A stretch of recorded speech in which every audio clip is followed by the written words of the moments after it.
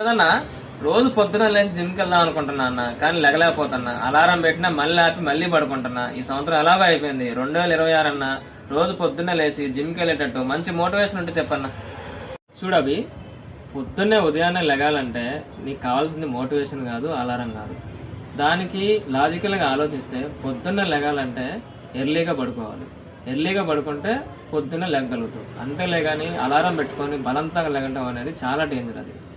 So దానికంటే better నువ్వు ఏం చేయాలంటే తొందరగా పడుకోవాలి. సో ఆటోమేటిక్గా తొందరగా లేస్తావు.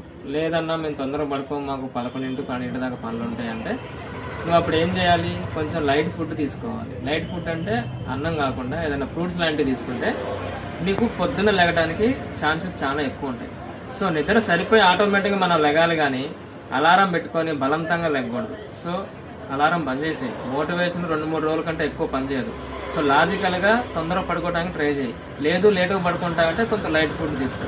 ఈ రెండే నీకు పొద్దున్న లెగటానికి ట్రై చేస్తాయి. నీకు ఏ మోటివేషన్ వద్దు, ఏ అలారం వద్దు.